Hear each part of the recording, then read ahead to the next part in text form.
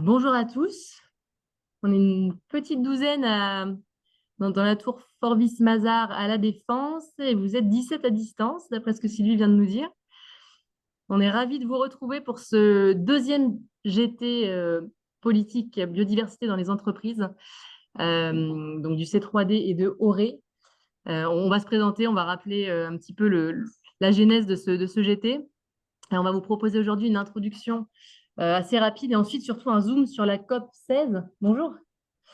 À venir par Sylvie et Jean-Pierre et une démo de la plateforme dont on vous a tant parlé, entreprise et biodiversité, avec un focus sur la partie agir pour que vous voyez comment ont été pensés du coup l'accès à ces ressources, à cette centaine d'outils finalement qui sont accessibles via la plateforme pardon, et expliqués. Donc, moi, je suis Virginie Savina.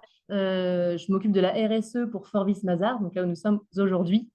Et je connais Sylvie depuis quelques temps. On s'est rencontrés quand j'étais membre du groupe de travail biodiversité de Auré que tu chapeautes.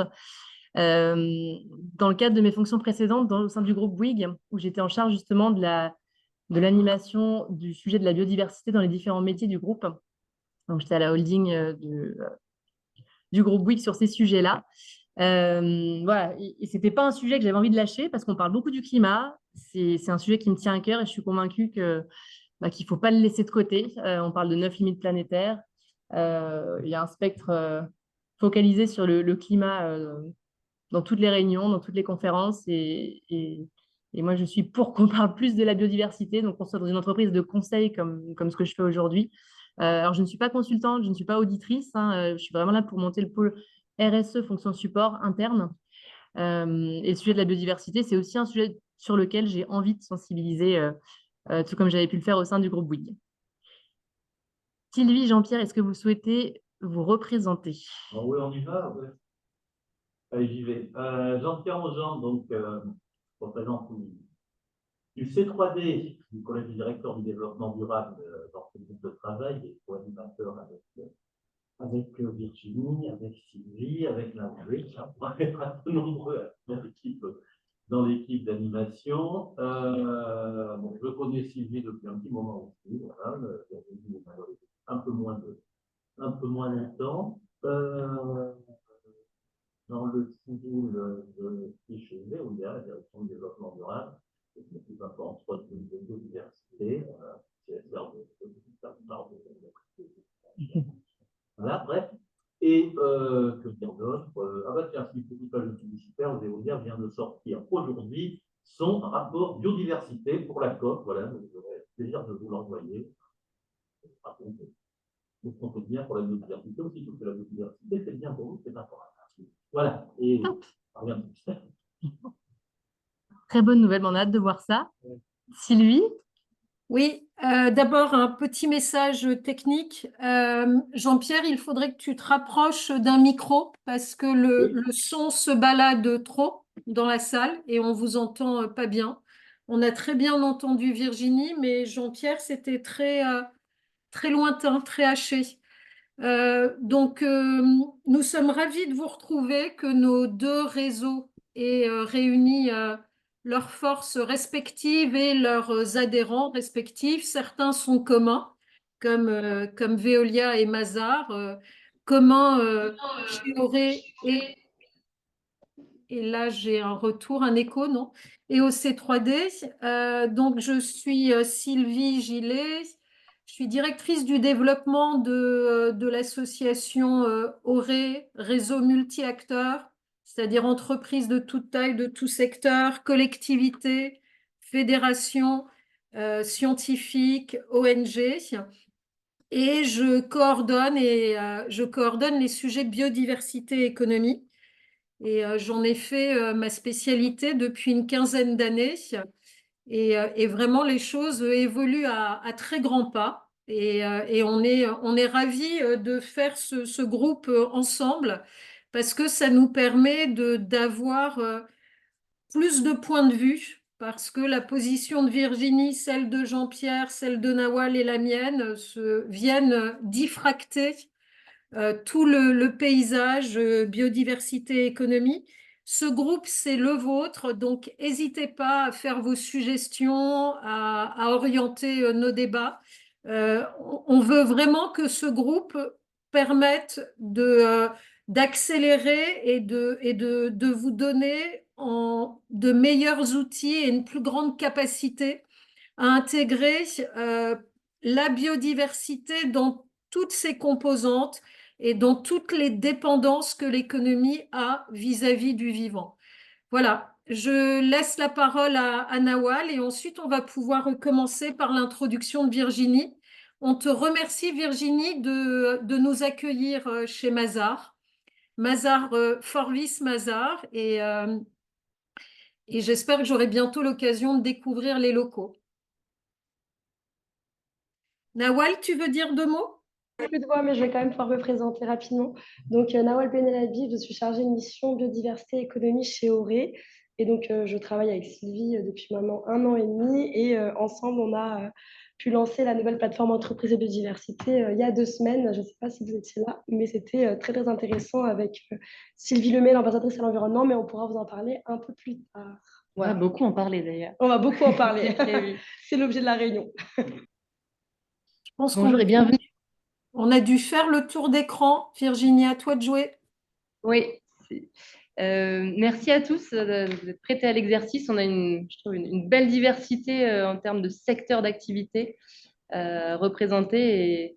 Et voilà, et ça donne toujours de l'enthousiasme, je trouve, de se dire que ce sujet de la biodiversité est porté plus largement que dans les métiers où on pourrait penser qu'il y a forcément un impact. Donc, aujourd'hui, ce qu'on voulait vous proposer, c'était un rappel de ce groupe de travail. Pour ceux qui n'étaient pas là au lancement le 25 juin dernier, le but initial, quand on s'est rencontrés, quand on a échangé et avec Sylvie et avec Jean-Pierre et avec Nawal, c'était de se dire, voilà, qu'est-ce qu'on pourrait apporter en plus finalement que les groupes de travail qui existent déjà dans différentes associations, différentes institutions, qui apporteraient justement à tout secteur, à tout type d'entreprise, toute taille d'entreprise. Et il se trouve que donc Nawal et Sylvie travaillent déjà sur la plateforme Entreprise et Biodiversité dont elles vont vous parler tout à l'heure. Je ne vais pas spoiler plus que ça. Et on s'est dit que ce groupe de travail-là serait aussi une année on se servirait de cette année-là finalement de première année de groupe de travail et biodiversité dans les entreprises pour Auré et le C3D pour présenter cette plateforme et pour l'alimenter et aussi pour pouvoir vous apporter des retours d'expérience sur ce qui se passe en matière de stratégie dans les entreprises sur ces sujets-là et d'outils surtout parce qu'on note que c'est quand même le sujet très sensible d'être dans un univers très riche en termes d'outils, de plateformes qui existent, etc. Et on a voulu que cette plateforme soit une sorte de bibliothèque de ressources partagées, open source, dans lesquelles chacun puisse aller puiser en fonction de sa taille d'entreprise, de son secteur, et qu'on puisse vous guider de cette manière-là pour vos stratégies de biodiversité. Donc voilà, à la base, c'est ce qu'on s'était dit pour le groupe de travail. Pour cette année-là, de faire connaître, de faire rayonner cette plateforme et de l'alimenter et d'offrir de la matière intellectuelle pour les stratégies biodiversité des entreprises. Donc c'est Annie, c'est une plateforme qui est animée par Auré et soutenue par l'Office français de la biodiversité et qui a été co-créée avec un collège, donc vous voyez les logos qui sont sur la droite là, techniques et scientifiques de 24 experts, dont je ne vais pas citer tous les logos qui sont là.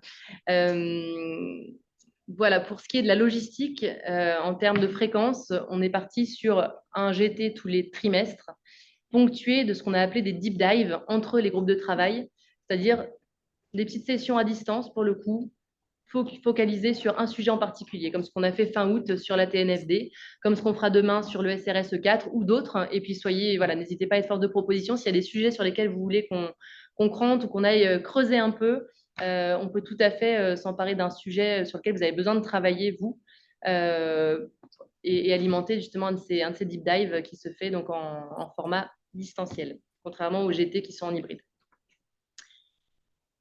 L'humeur du jour, dans le contexte national et mondial qu'on connaît aujourd'hui, donc la France qui est un peu chahutée politiquement, etc., la COP16 qui arrive le 21 à Cali la semaine prochaine, à quel mot, là on voulait vraiment en mode popcorn, que vous balanciez, entre guillemets, les mots que vous souhaitiez, à quel mot vous fait penser la biodiversité qu'est-ce qui résonne chez vous? S'il y a un mot qui vient à l'esprit là, quand vous pensez à la biodiversité, ce serait lequel? On a déclin Déclin. dans le Bon, chat. Dans le chat. Merci, Nawel. Effondrement, urgence, spamb, extinction. Idée. On est optimiste. Et dans la salle. La vie. Résilience. Résilience. Le lien. Beauté. Le lien. Je pense au croisement des ESRS. Le croisement des ESRS. Solution d'espoir, foisonnement. Adaptation. Assurance vie. Donc, plus on avance, plus il y a du positif. Hein, on va peut-être continuer. Merci beaucoup. Effectivement, il se passe plein de choses et là, on a un dernier trimestre 2024 qui est très riche. On entend parler de la COP 16 à Touva et je crois que Nawel, tu y seras avec Sylvie, représentant Auré.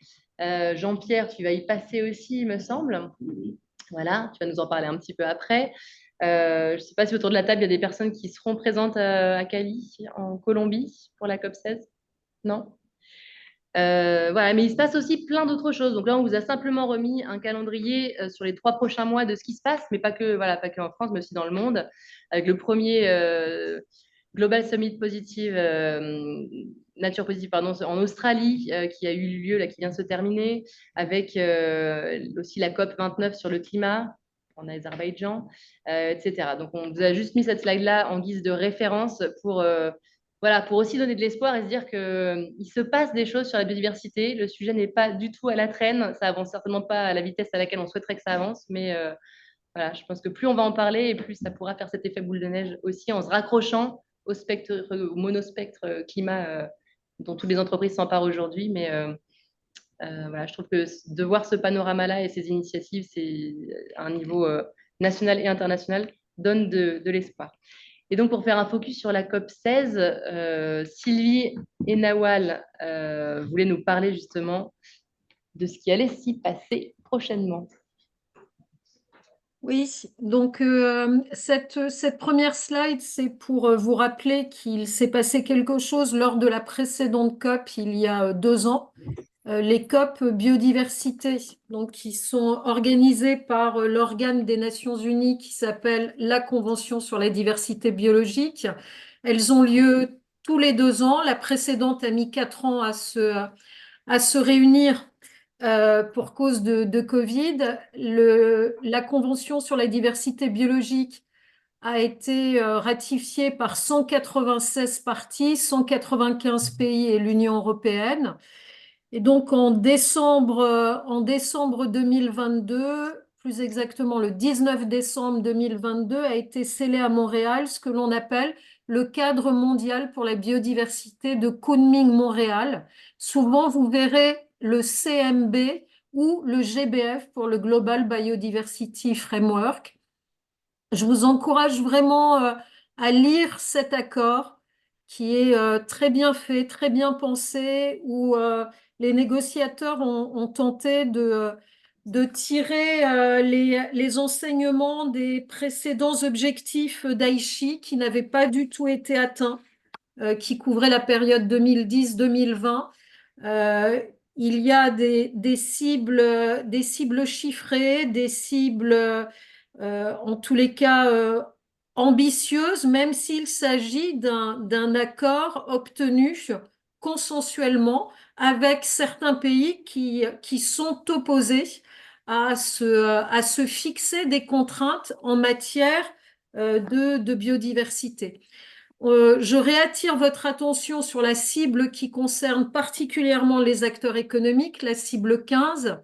Alors, en Europe, on est plutôt bien loti en matière de divulgation des impacts, des risques et des dépendances, puisqu'on a la CSRD, mais dites-vous que cette cible 15 est opposable à tous les pays désormais parce que ça figure dans la cible 15. Et si vous voulez bien la slide suivante, comprendre comment on en est arrivé à cette cible 15. l'engagement des acteurs économiques à l'égard de la biodiversité s'est fait progressivement, doucement. Il n'y a pas eu de COP 21 comme pour le climat, même si certains ont eu tendance à considérer que la COP 15 était la COP 21 du climat. Euh, les, les entreprises, les acteurs économiques sont vus par la Convention sur la diversité biologique comme une partie prenante, et une partie prenante pas forcément intéressante à intégrer. Donc, la CDB, dès 2011, a créé un Global Partnership for Business and Biodiversity, et donc des réseaux nationaux et régionaux se sont réunis au sein du GPBB. Et dès 2013, Auray est devenu le point focal en France du GPBB. Il y a 27 autres réseaux d'entreprises. Il y a eu un premier pledge qui a été proposé à la signature au Mexique lors de la COP 13, beaucoup signé par des entreprises sud-américaines, y compris des entreprises qui avaient leur siège en France. 140 entreprises signataires. Les choses ont vraiment commencé à intéresser les entreprises présentes à la COP au moment de la COP 14 à Sharm el-Sheikh, où on a vraiment perçu à ce moment-là une volonté des entreprises de prendre la parole publiquement, de se positionner et d'être valorisées à l'occasion d'une COP.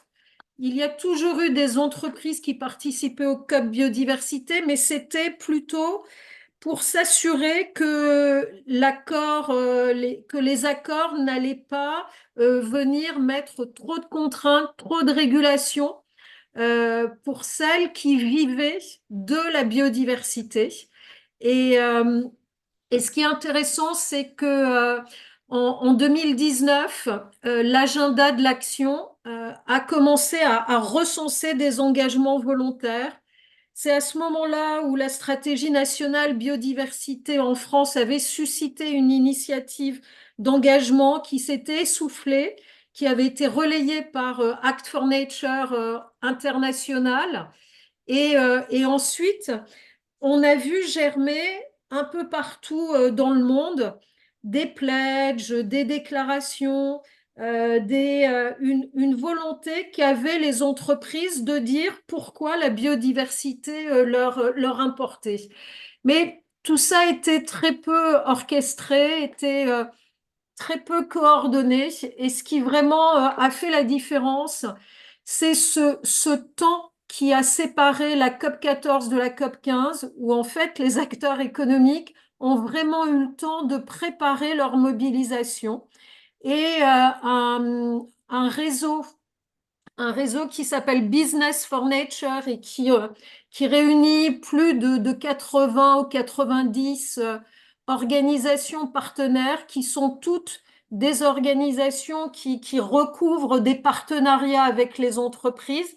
Ça peut être aussi bien le WBCSD que la UCN, que le WWF, que EPE, qui a fait partie des membres fondateurs. C'est à ce moment-là que j'étais dans la genèse de Business for Nature. Et Business for Nature, c'est vraiment mis sur un créneau qui était vide à cette époque-là. Et les acteurs économiques comme la nature ont horreur du vide. Quand les acteurs économiques perçoivent un intérêt d'innovation, d'avantage concurrentiel. Et ce qui est intéressant, c'est que Business for Nature a su faire entendre une voix positive et contributive des entreprises, et en particulier a poussé cette campagne qui a surpris les négociateurs, pas seulement les négociateurs européens, en demandant que soit acté dans l'accord cadre mondial une divulgation des impacts, risques et dépendances des entreprises, ce qui aboutit à la cible 15. Et alors là, je me veux provocatrice et insolente. Ceux qui me connaissent savent que j'aime cultiver ce trait d'esprit, parce qu'il faut toujours un peu se remettre en cause. La COP 16, qui donc a lieu à partir du 21 octobre et jusqu'au 1er novembre à Cali en Colombie, a vu là encore l'intérêt des entreprises être renouvelé pour cette convention qui est quand même une convention qui ne voit pas d'un très bon œil la présence des entreprises parce que les experts de la conservation ne sont pas dupes et savent très bien que les activités humaines, les activités anthropiques sont responsables des facteurs de pression que font poser les entreprises sur la biodiversité. Donc, il y a quand même au sein de la CBD un peu de suspicion à l'égard des entreprises, une frilosité à imaginer que l'on pourrait créer des solutions business pour la biodiversité, tout comme on a créé un marché du carbone avec les COP climat. Et donc là, moi, je le sens parce que je suis dans ces instances, excusez mon arrogance, mais c'est un peu mon âge qui me fait sentir que la CDB ne voudrait pas que les entreprises prennent ces COP biodiversité comme des forums de développement durable où on vient se montrer, on vient se valoriser en tant qu'entreprise. Donc, il y a eu une volonté quand même de séparer le business des négociateurs. Et pour la première fois dans une COP, on a vraiment isolé géographiquement la green zone et la blue zone. Ceux qui ont participé aux précédentes COP avaient la possibilité de participer de rentrer dans les salles de négociation, de croiser les négociateurs. Là, il y aura vraiment une green zone qui sera dans le centre de Cali et une blue zone, la zone des négociateurs. Les prises de parole ont été très contingentées. Autant à la COP 16, on avait pu faire entendre de nombreux porte-parole et représentants des acteurs économiques. Là, il y a eu beaucoup moins de prises de parole, beaucoup moins de side events validés. Je vous montrerai le planning. Et je pense que ça tient au fait que on a peut-être un peu trop tendance quand on est dans ce milieu des acteurs économiques à utiliser une double posture qui est que on est à la fois lanceur d'alerte, on est lanceur d'alerte et on est apporteur de solutions. Et du coup, mon insolence que je vous annonçais, c'est de dévoiler, de divulguer un chat privé qui réunit 1000 entreprises qui se préparent à être à la COP 16, c'est Business for Nature. Et c'est vrai que j'ai eu envie de relever le fait que Bayer, l'entreprise Bayer, hein, le chimiste qui produit des phytosanitaires, des pesticides qu'il peut d'ailleurs exporter en dehors de l'Europe, des produits qui sont interdits en Europe.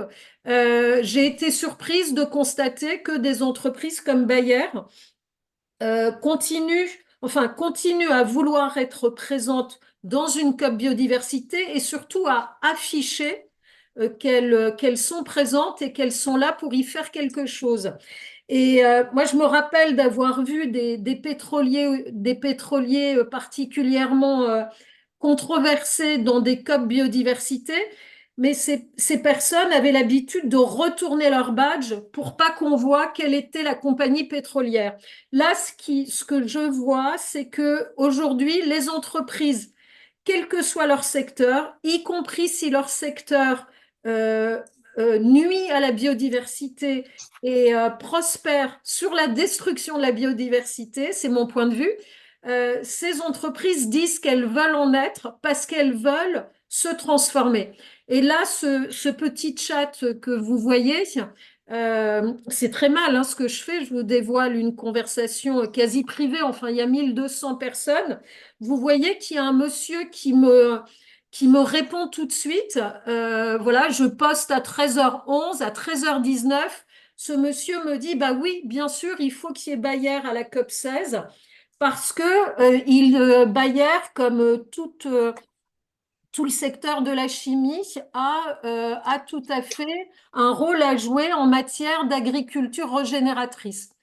Et, euh, et donc, vous voyez quand même qu'il y a un sujet sur lequel je souhaite vous alerter, qui est que à partir du moment où les acteurs économiques, qu'ils soient des entreprises ou qu'ils soient des apporteurs de solutions, qu'ils soient des consultants, il y a un risque d'allégation, j'allais dire de greenwashing, mais en tous les cas, il y a un risque d'instrumentalisation.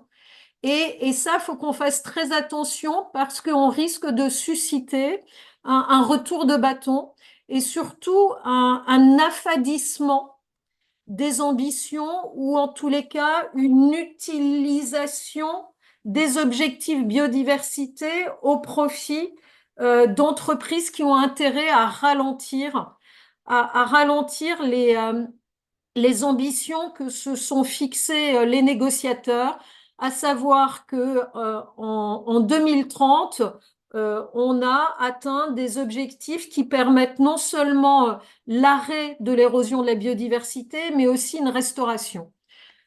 Donc, juste la slide suivante, je vais m'activer un peu et ensuite on prendra vos questions. Je vous ai remis un rapport que j'avais rédigé à chaud à l'issue de la COP 15. Là, c'est une photo que nous avons extraite de ce bel événement que nous avons organisé le jeudi 3 octobre au Muséum.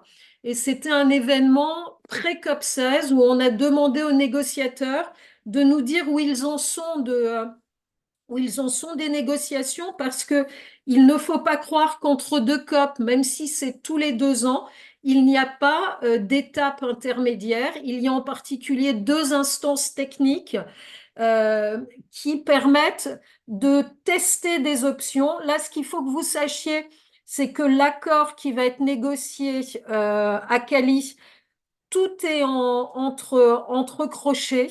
Tout est entre crochets, rien n'est acquis, toutes les options sont sur la table. C'est une COP de mise en œuvre de l'accord COP 15.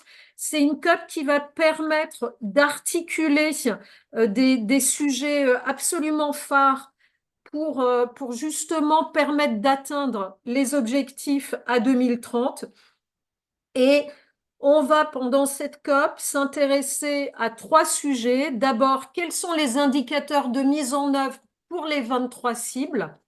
Et donc ça, c'est vraiment important de savoir quels sont les indicateurs qui vont particulièrement concerner la manière dont les activités économiques vont pouvoir continuer à se faire ou à devoir se réformer, et en particulier des cibles très intéressantes sur la consommation responsable, sur l'agriculture, etc. La deuxième chose, c'est le financement. Et ça, c'est le nerf de la guerre, comme partout. Le financement, on n'y est pas du tout. On ne finance pas du tout ce qu'il faut pour que la biodiversité et les écosystèmes soient en bon état de fonctionnement. On est vraiment très loin des cibles données en matière de financement. Si ça vous intéresse, je partagerai avec vous des chiffres. Et dans la cible 19, il a d'ailleurs été mentionné que l'on souhaiterait provisionner 100 milliards de dollars pour restaurer la biodiversité avec un apport du privé. Et c'est là que tout va se corser, qui est qu'à partir du moment où ce ne sont plus seulement les banques publiques qui financent la biodiversité ce qu'on appelle le GEF, enfin le fonds pour l'environnement mondial, et que l'on va chercher des subsides privés, ça va impliquer des changements de gouvernance et des solutions qui vont faire rentrer des intérêts privés. Et là, il va en être beaucoup question. Vous verrez qu'à l'occasion de la COP 16, on va lancer des initiatives sur les crédits biodiversité. On en reparlera en particulier. Et donc, Auré est ravi de coordonner une délégation d'entreprises, de grandes entreprises adhérentes d'Auré. EPE va faire la même chose, l'IFD va faire la même chose, la délégation française y va aussi en nombre, même si on a reçu quand même des alertes en matière de sécurité. La Colombie n'est pas un pays de tout repos. Et je note quelques désistements de grands groupes, à la fois pour des raisons de sécurité et aussi parce que par rapport à la COP 15, il y a moins de possibilités de s'exprimer. Et surtout vous verrez quand je vous montrerai le planning, quand on est un acteur économique, on intervient dans une salle spécifique devant un parterre qui nous ressemble. Il n'y a pas du tout dans une COP un lieu où on va réunir toutes les parties prenantes. C'est-à-dire chacun reste un peu dans son silo. Oui, on va regarder le planning pour que je vous dise un peu quels sont les temps forts de la COP. L'ouverture de la COP, c'est le 21 octobre. Et je vous incite fortement, Nawal pourra mettre, quelqu'un a mis quel est le troisième sujet de la COP 16. Donc, je vous ai dit indicateur de mise en œuvre. Financement, ah oui, pardon, et le troisième sujet, pardon, c'est le séquençage génétique, c'est ce qu'on appelle les DSI. Et c'est en particulier un sujet qui concerne le séquençage génétique, qui concerne le secteur des cosmétiques et, euh, et le secteur de l'agriculture. C'est-à-dire, c'était vraiment à l'origine de la CDB, c'est un partage équitable des avantages tirés de la nature. Mais ça, c'est assez spécifique. Si ça vous intéresse, je vous renverrai en ce moment au texte qui est en cours de négociation sur les DSI. Là, si vous avez envie d'avoir une bonne introduction à la COP 16, je vous incite à vous inscrire à un side event que Nawal organise avec les partenaires du Global Partnership for Business and Biodiversity le 21 octobre. Donc le jour de l'ouverture, c'est uniquement en visio, c'est full remote, c'est en anglais et je pense que ça va être très intéressant pour montrer comment les pouvoirs publics créent des alliances avec les acteurs économiques. Nawal vous mettra dans le chat où je le mettrai le lien pour vous inscrire. Et ensuite, vraiment, le moment où la COP est donc sur 2 semaines, les négociateurs vont travailler le week-end, vont travailler de plus en plus tard le soir. Il y a parfois des nuits blanches complètes pour mettre la main à la dernière virgule de l'accord. Chaque mot compte. Donc là, on a 3 gros sujets. Mais le moment où les entreprises peuvent être attendues pour suivre les événements qui les concernent, c'est plutôt à partir du 24 octobre. Parce que je ne sais pas si vous le voyez, mais il y a donc, vous avez bien vu, zone bleue, c'est la zone des négociations. Zone verte, c'est ce qu'on appelle la zone des parties prenantes. Et donc, ce qui est dans le centre de Cali, qui est ouvert à tout le monde, il y a beaucoup. Là, ça va être comme lors d'une COP climat, ce qu'on peut organiser, par exemple, au Grand Palais, où c'est une sorte de grand pro durable ou de grand pollutech. et il va y avoir un certain nombre de moments forts. En particulier, il y a Bloom 24, il y a des forums et des sommets. Et il y a aussi la TNFD, qui est donc ce cadre de divulgation dont on vous a parlé à la fin du mois d'août, qui va animer tout un hub en zone verte. Et vous pouvez participer au hub de la TNFD à distance. Parce que là, ce que je voudrais, c'est vous donner aussi, pour ceux qui ne vont pas faire le voyage à Cali, c'est le moyen de vous intéresser à ce qui va se passer pendant la COP16.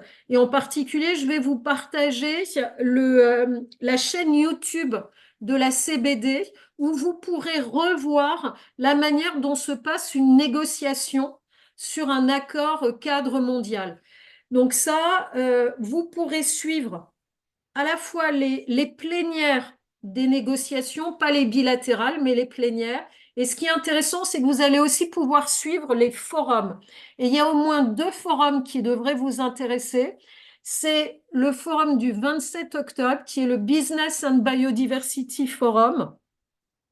Et nous sommes particulièrement fiers et heureux d'avoir 2 groupes français qui pourront prendre la parole à cette occasion. Et Jean-Pierre est particulièrement ravi que la CEO de Veolia Colombie et zone LATAM puisse prendre la parole dans un segment sur le leadership en matière de biodiversité. Donc là, c'est un beau signal qui est envoyé à la communauté, que cette prise de parole de Judith Buelvas le 27. On a aussi pu négocier, grâce aux relations que l'on a avec la CBD et le GPBB, on a pu négocier une prise de parole d'Alexandre Marty, qui est le directeur climat et nature d'EDF, du groupe EDF. Je vous mettrai, une fois que j'aurai arrêté de parler, je vous mettrai les liens vers ces forums, et vous verrez que les Français sont plutôt bien lotis, et on n'a que ces 2 représentants, et on est très content parce qu'ils sont membres de la délégation dorée. Le lendemain, il y a le Business and Finance Day. Et là, on voit bien que la finance est en train de se demander comment avoir des critères d'investissement propres à la biodiversité. Donc, on parlera beaucoup de la TNFD et pas seulement. Donc, il y aura des prises de parole très intéressantes. Donc ça, si vous êtes à distance, si vous êtes encore en France, en Auvergne ou ailleurs, vous pourrez participer à cette COP16. En revanche, ce qu'on appelle les official side events, vous ne pourrez pas les suivre à distance. Et le reste non plus. Je ne crois pas que vous puissiez suivre d'autres choses à distance. L'Action Zone, c'est une sorte de petit endroit qui était un peu décevant à la COP 15. C'est ce qu'on appelle la place Québec, et qui peut-être s'appellera encore la place Québec parce que le gouvernement québécois a payé cet espace. Et c'est des endroits où il y a le coin des jeunes, le coin des femmes, le coin des populations autochtones et le coin du business. Aurait obtenu 45 minutes le 26 octobre, le samedi 26 octobre à 11h. Si ça vous intéresse, on peut en parler. Ensuite, je ne sais pas si j'ai fait une autre slide ou pas. Je crois que je vais donner la parole à Jean-Pierre. Ah oui, non, c'est... Alors moi, je suis particulièrement intéressée par la façon dont les pays se positionnent sur l'accord cadre mondial. Et là, je vous ai mis un lien qui est très intéressant, qui vous permet de savoir heure par heure ce que portent les pays. Parce que les pays ne sont pas tous alignés quant à la sauvegarde et à la préservation de la biodiversité. Là, j'ai choisi la France. Donc, vous voyez, la France soutient toutes les ambitions, comme l'Europe, mais en revanche, ce n'est pas le cas de tout un tas d'autres pays, et c'est pour ça que ça coince, que ça crispe, et qu'on a besoin d'une grande messe pour qu'il y ait des moments, peut-être, est-ce que vous pouvez passer juste la slide avant? Juste avant, voilà. Ce qu'il faut juste que je vous explique, c'est que tous les négociateurs vont travailler d'arrache-pied du 22 octobre jusqu'au 28 octobre.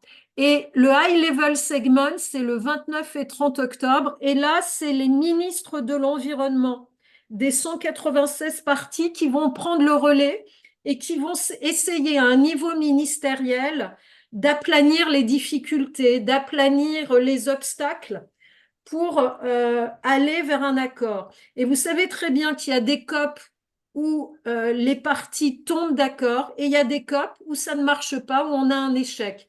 Et on n'est pas à l'abri d'un échec pour la COP 16, où peut-être que les pays du Sud vont dire les pays du Nord ne mettent pas assez au pot, donc on n'est pas d'accord.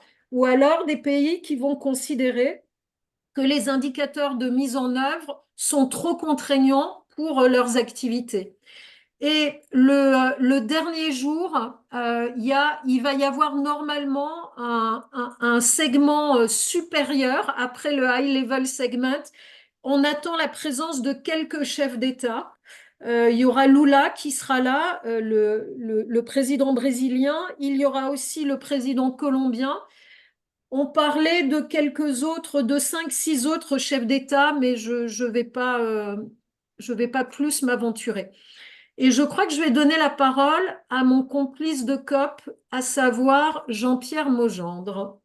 Ah oui, non, pardon, j'ai encore une slide, mais après je m'arrête. Euh, donc, tout à l'heure, j'ai mis dans le chat, moi, ce que m'inspire aujourd'hui la biodiversité. Le mot qui me vient à la bouche, c'est SPAMB. Ah ah, qu'est-ce que ça veut dire, SPAMB? Ça veut dire Stratégie et Politique Nationale Biodiversité. En anglais, NBSAP. Parce que tous les pays, toutes les parties doivent s'engager à déposer, à préparer des stratégies nationales ou une mise à jour de leur stratégie ou de leur plan biodiversité pour être en conformité avec l'accord mondial. Et c'est le cas de la France qui a déposé, pas parmi les premiers, mais parmi les quelques pays, parmi les premiers, sa stratégie nationale biodiversité, où on a bien un axe et une mesure qui concerne spécifiquement les entreprises. On pourra se reparler de la manière dont est pilotée la SNB et comment on la coordonne, comment on fait remonter les indicateurs qui montrent que les ambitions des partis sont au bon niveau. Et là, juste avant de me connecter au Zoom, j'ai regardé sur l'outil de la CBD. Il y a aujourd'hui 26 pays seulement, 26 partis qui ont déposé leur stratégie nationale, leur SPAMB.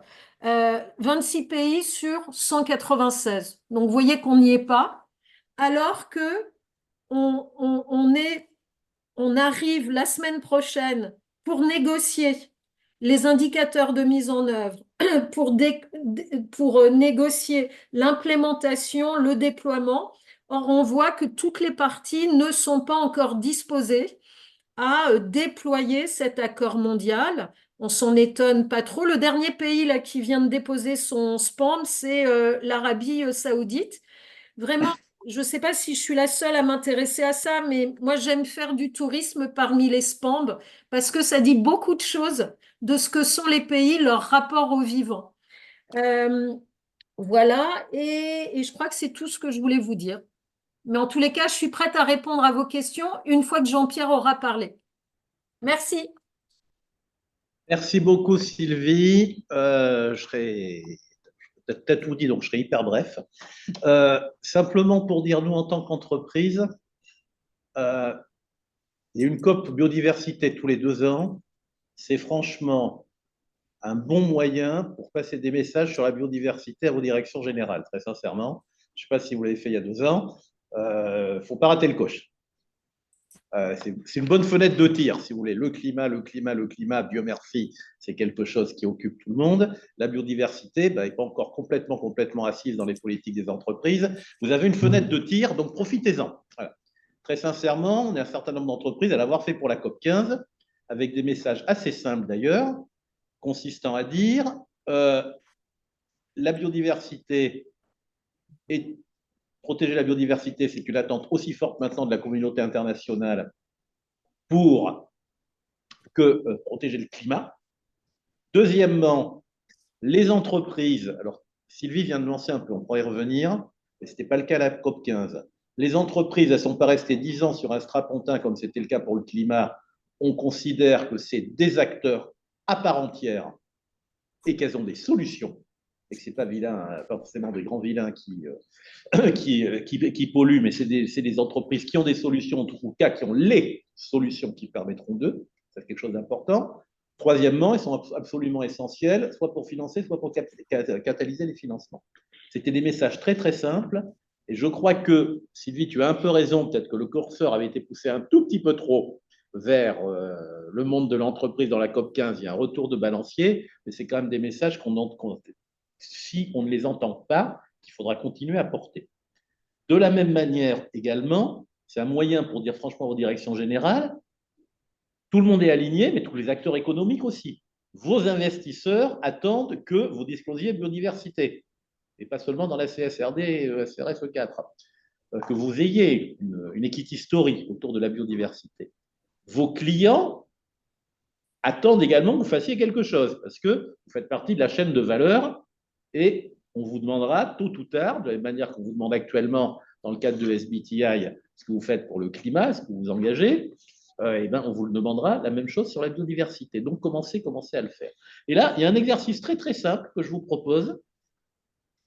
Vous prenez les objectifs du GBF, les fameux objectifs à 2030 issus de la COP. Ou vous prenez la stratégie nationale pour la biodiversité avec je ne sais plus combien de cibles, Sylvie le sait plus que moi. Regardez en face ce que votre entreprise fait, soit par ses activités, soit par ses engagements. Déjà, ça vous permettra, c'est une grille de lecture, en plus intéressant, c'est une grille de lecture qui est partagée par les parties prenantes. Et cette grille de lecture, déjà, ça pourra vous servir d'argumentaire, si vous voulez faire un peu d'advocacy, et puis ça permettra certainement aussi auprès de vos directions générales de dire, alors là, on a un bout de trou dans la raquette, ou alors, et il serait peut-être facile de le combler en faisant un quick win, etc., etc. Voilà. Je vous conseille si vous partez d'un niveau de maturité pas forcément très élevé sur la politique biodiversité, avant bien entendu de vous plugger sur la plateforme, regardez un peu ça. Voilà. Excusez-moi, c'était juste le petit message que je voulais passer, qui n'a rien à voir avec les slides qui sont là, mais Sylvie a déjà tout dit. Revenons un peu effectivement à ce que seront les grands objets et les grandes questions de la COP16. Alors, premièrement, effectivement, vous vous souvenez, COP 15, l'ensemble des parties, les 150 parties, devaient produire des NBSAP. Actuellement, alors si bien on a compté 26, il y en a 2 de plus, tant mieux. Moi, j'en avais compté 24 quand j'ai fait les slides. On est loin du compte. Vous voyez que même le pays organisateur, à ma connaissance, il n'a pas encore présenté son NBSAP. Voilà. Hein, et puis, bon, il y a des NBSAP de qualité peut-être un peu différente, quoi, dirons-nous, quand on va sur le site. Mais bon. Donc, petite déception de ce côté-là. Ça ne fait rien. On peut encore attendre une petite année pour continuer, mais enfin, c'est vrai que le grand engouement qu'il y a eu, le soufflet retombe un peu. Deuxième chose également, parler de l'implémentation des fameux NBSAP, c'est-à-dire que vous avez dans l'accord de Kunming-Montréal, dans le fameux GBF, des engagements, mais comment les traduire, nous qui sommes assez rompus à la matière, comment les traduire en indicateurs? Préserver 30% des zones, restaurer 30% des zones, etc. C'est quoi une zone préservée? C'est quoi une zone restaurée? Moi, j'aurais cru, si vous voulez, qu'il y aurait des groupes de travail qui se mettraient en place à la suite de la COP 15 en disant, ben voilà la définition d'une zone protégée. Voici la définition d'une zone restaurée, même si on laisse un peu de liberté effectivement aux États. Ben pour le moment, à ma connaissance, ils se sont réunis, mais ils n'ont pas sorti grand-chose, tout simplement parce qu'un indicateur, on dit que c'est hyper technique, pas du tout, c'est hyper politique. Et c'est par hasard, si vous voulez, que pour le moment, ça n'avance pas beaucoup. Voilà. Donc, tout le système de monitoring, reporting, vérification, qui est le classique, qui est complètement copié-collé sur ce qui se fait par rapport aux engagements des États sur les climats, va falloir le mettre en place et continuer à travailler dessus. Troisièmement, ressources, mobilisation et mécanismes financiers. Alors là, c'est comme dans La Fontaine, c'est le fond qui manque le moins, mais il faut l'organiser. C'est tout bête à dire. C'est-à-dire que déjà, il faut qu'il soit le plus efficace possible, il faut qu'il y ait des systèmes de guichets relativement simples, qui soient accessibles, tant qu'à faire qu'ils soient uniques. Et c'est la fameuse discussion que vous avez peut-être entendu parler du fond dans le fond. C'est-à-dire qu'on a actuellement un fonds mondial pour l'environnement. Est-ce qu'on fait un fonds pour la biodiversité à l'intérieur de ce fonds, quitte à ce qu'il soit appliqué un peu dessous pour des choses qui n'ont rien à voir avec la biodiversité, ou est-ce qu'on crée un fonds séparé avec la lourdeur que ça représente en matière de mise en place du fonds et de gestion administrative. Voilà. Donc ça, c'est un truc qui aussi n'est pas si technique que ça, parce que derrière, c'est à ça qu'on conditionne l'efficacité du fléchage des financements. Et puis ensuite, il y a toujours évidemment la question de capacity building. Les dernières choses sur la COP16 que je voulais juste vous montrer, c'était… Pardon. Voilà. Qu'est-ce qui va se passer d'ici 2030? Parce que là, on est en 2024 avec une COP16. Je rappelais donc qu'en 2022, on a adopté l'accord de Kunming-Montréal et le fameux Global Biodiversity Framework. La COP16, c'était là où donc les fameux NBSAP devaient être publiés et le GBF aurait dû faire une analyse. Alors, analyser des NBSAP qui ont été publiés à 8 jours, ça va être un peu compliqué. Voilà. Également, avoir les stratégies nationales et les plans d'action, ça fait partie des NBSAP, c'est-à-dire que non seulement on dit où on en est, mais on dit où on veut aller. Voilà un peu l'idée. 2026, c'était en fonction des NBSAP qui avaient donc été publiés en 2024, première option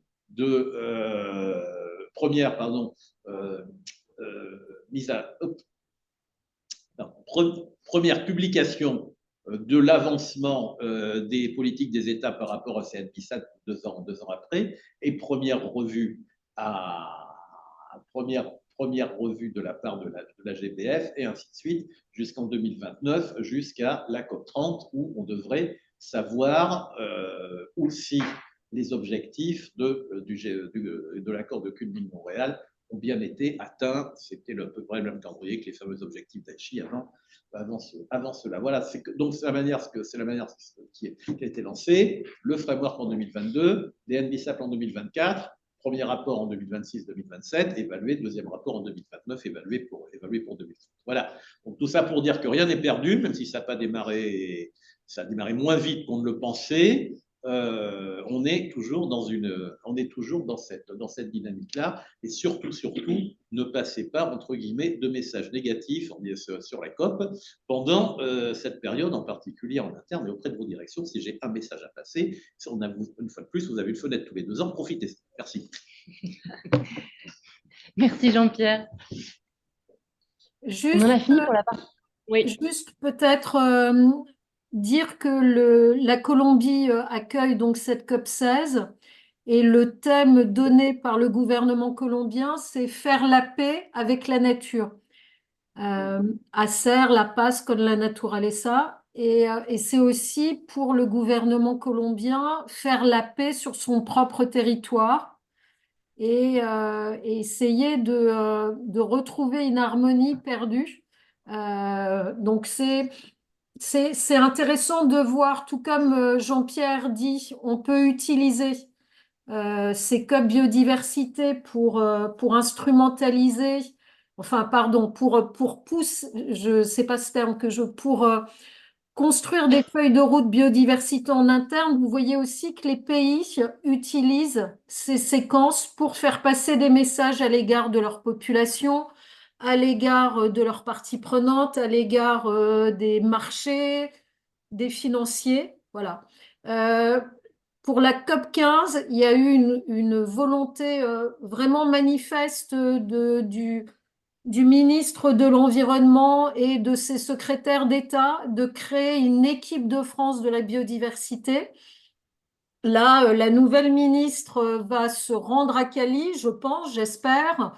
Mais la mobilisation est un peu retombée, même si la délégation est emmenée par quelqu'un qui a beaucoup de leadership et qui a participé à toutes les délibérations, à savoir Sylvie Lemay, qui est l'ambassadrice à l'environnement et qui est aidée par deux adjoints.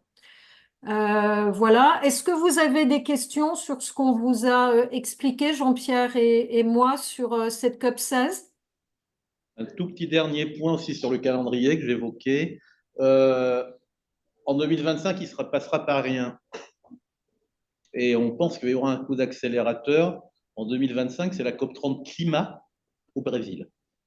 Et très clairement, ce n'est pas un hasard si Lula vient à la COP 24, en dehors de ses bonnes relations avec le président colombien.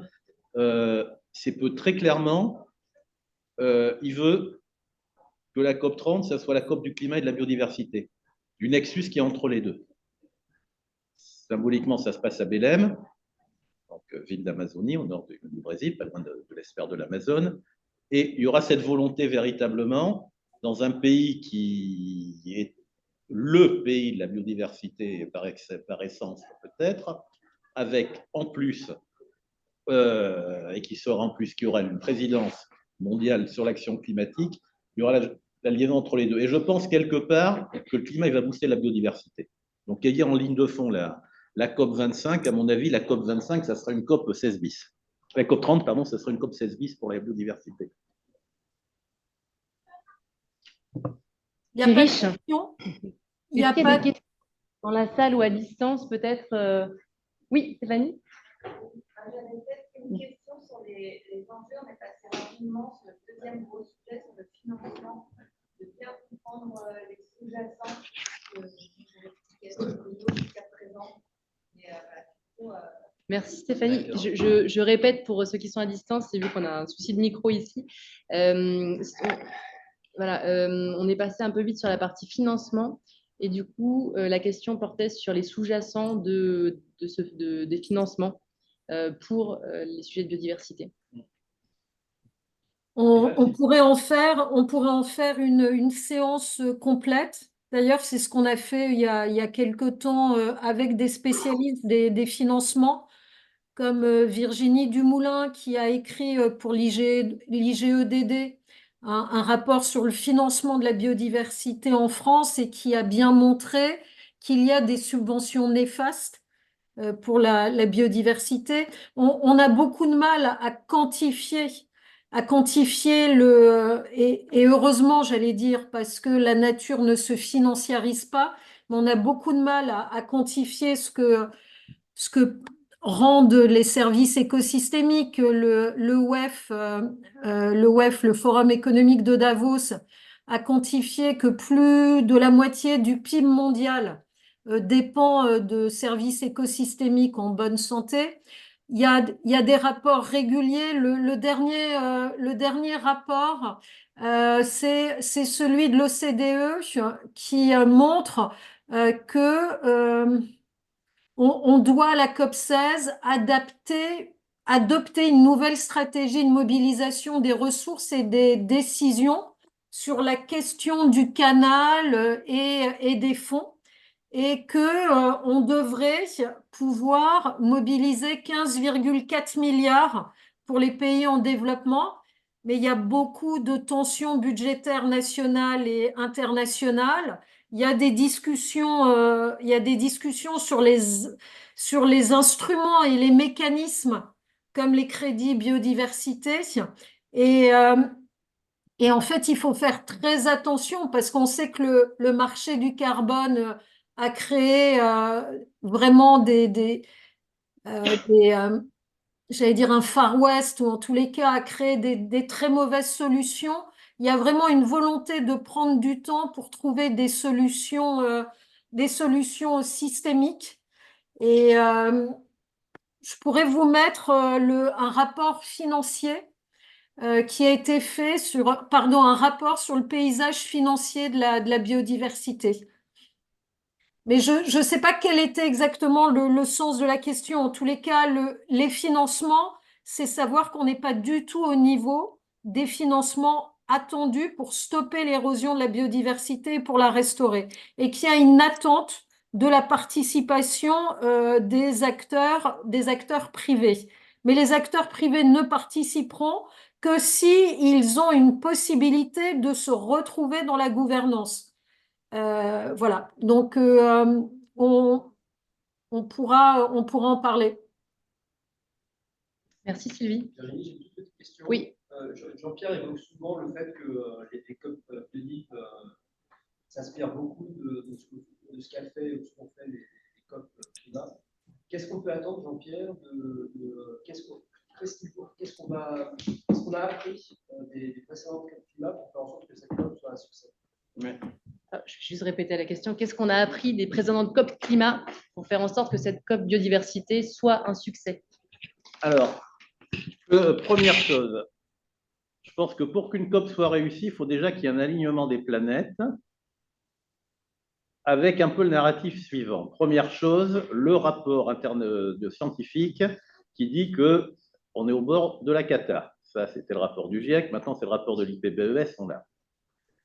Deuxième chose, un alignement des planètes entre les États pour la régulation, pour l'incitation, etc., etc., la finance, et c'est certainement le driver le plus important, les entreprises qui sont là pour financer parce qu'elles ont les solutions et parce que, etc., etc., et le grand public. Voilà. Quand tout ça est aligné, ça marche.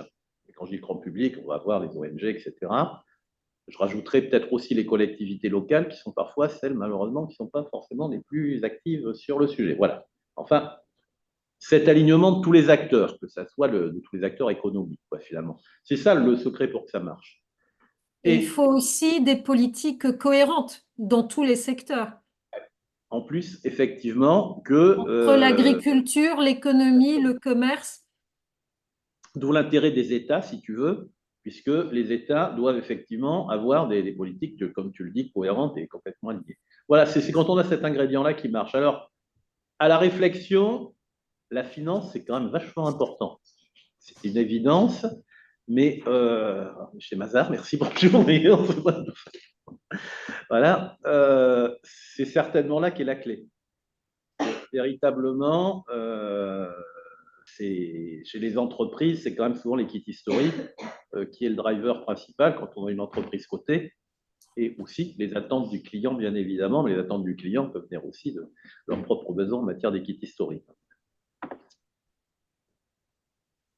Pour répondre à Philippe, parce que j'ai cru reconnaître la voix de Philippe à distance, Philippe Sens, malheureusement ou heureusement, la biodiversité est plus compliquée que le climat. Et en fait, il faut avoir une vision plus systémique.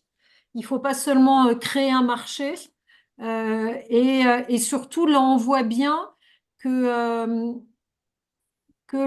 la CBD, la Convention sur la diversité biologique, n'a pas les ressources humaines et financières de l'UNFCCC pour le climat. Et que ça implique d'être armé pour organiser 196 parties, ce qui n'est pas le cas en ce moment de la CBD, même si on a un acteur français qui vient de rejoindre la CBD, Vincent Hulin, qui auparavant était au SGPE, et ça va être bien, ça va être précieux d'avoir un Français qui va justement s'occuper des SPAMB et des NBSAP. Mais en revanche, il y a un vrai clivage en matière de négociation biodiversité entre les pays du Sud et les pays du Nord.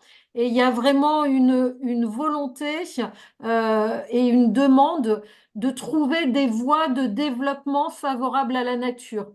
Et ça, c'est de respecter un principe d'équité.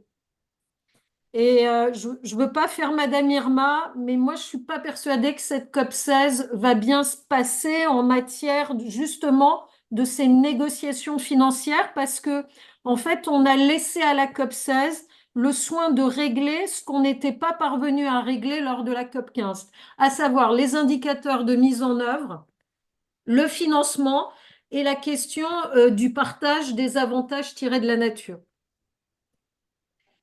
Mais voilà, comme je ne sais plus qui me disait récemment, peu importe que ça marche ou que ça ne marche pas au niveau des traités, au niveau de la soft law, au niveau de la réglementation nationale, les acteurs économiques qui veulent sincèrement et concrètement s'engager peuvent avancer et peuvent avancer seuls et défricher et donner la voie. Mais il faut que ce soit une voie cohérente et il faut que ce soit effectivement une voie qui montre que ça marche et qu'elles ont des solutions pour restaurer la biodiversité. Aujourd'hui, on est dans des sociétés qui ne permettent plus que les preuves ne soient pas apportées. Voilà, c'est un peu philosophique, mais c'est passionnant. Merci Sylvie, je me dois de faire la gardienne du temps aussi. Je pense qu'on va passer à l'étape suivante avec Nawal qui va nous présenter la plateforme Entreprises et Biodiversité et donc les ressources qui ont été intégrées dans cette plateforme.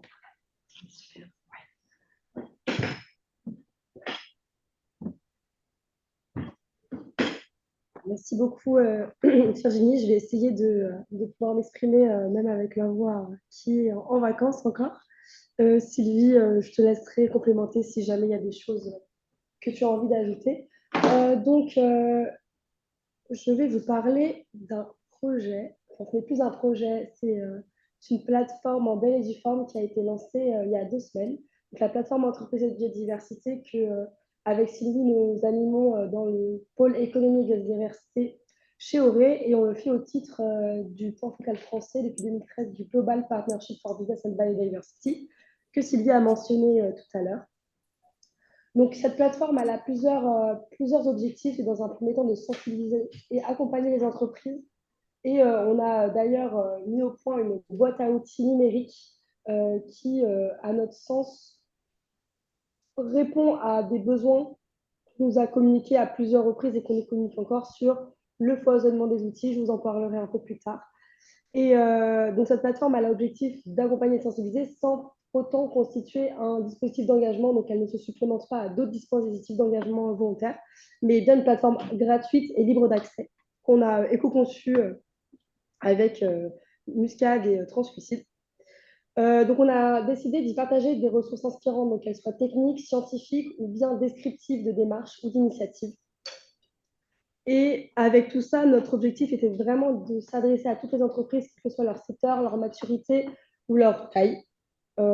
Et c'est pour ça on l'a mise en test grâce à la première session qu'on a animée dans le cadre de ce groupe de travail en juin.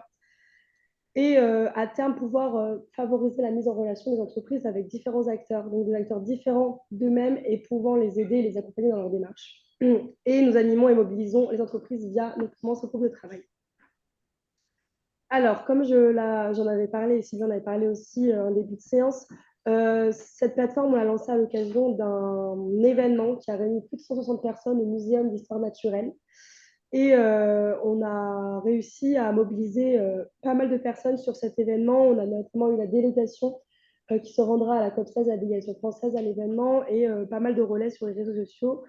Et en fait, là, notre objectif actuellement, c'est vraiment de diffuser cet outil auprès des entreprises et des acteurs qui peuvent s'en servir et la faire percoler au sein au sein de la communauté des acteurs économiques. Et donc, cette plateforme, bien évidemment, on aurait pu la faire sans le soutien de l'Office français de la biodiversité, avec qui constitue le comité stratégique de la plateforme. Et aussi d'autres partenaires qui composent le comité d'étude de la plateforme, à qui on a pu soumettre les différents contenus qu'on a pu rédiger sur la plateforme, que je vous montrerai juste après. Et aussi des partenaires de contenu tels que le Commissariat général au développement durable sur le tourisme et l'Institut de la finance durable au niveau d'une cartographie des outils de la finance, liés à la finance. Donc là, on a un peu un résumé de comment la plateforme se présente avant que je vous la présente en vrai. Donc dans un premier temps, la page d'accueil, comprendre les objectifs de la plateforme, comprendre les liens entre entreprises et biodiversité. Et aujourd'hui, je m'appuierai un peu plus longuement sur la partie agir, qui regroupe notamment cette boîte à outils et qui a d'autres onglets et d'autres contenus qui sont très intéressants à naviguer. Et après viennent d'autres onglets que je vous inviterai à consulter et qui feront sûrement l'objet d'autres séances de ce groupe de travail avec s'inspirer grâce à des initiatives nationales et internationales, approfondir ses connaissances grâce à des ressources techniques et scientifiques et s'enchaîner sur les actualités, les prochains événements biodiversité, les principales publications, etc. Donc, pour parler un peu plus particulièrement de la partie agir de la plateforme, donc je reviens au constat d'un foisonnement d'outils qui ne sont pas forcément toujours très fléchés vis-à-vis de la cible, de l'objectif, du spectre, du périmètre visé. Donc, on a voulu y remédier sans forcément inventer quelque chose qui existait déjà. On a voulu rassembler ces différents outils dans un moteur de recherche. En fait, on a rassemblé plus de 120 outils et approches et méthodologies en sélectionnant plusieurs critères de discrimination et de catégorisation des outils. Donc, est-ce que ces outils sont accessibles? Donc, est-ce qu'on en est à notre premier pas? Est-ce qu'on est dans le niveau intermédiaire? C'est-à-dire qu'on a déjà engagé une démarche, mais on souhaite aller plus loin. Est-ce qu'on est déjà avancé? Quel objectif on se fixe? Donc, est-ce qu'on diagnostique ses impacts et ses dépendances? Est-ce qu'on cherche à identifier ses risques et ses opportunités, etc.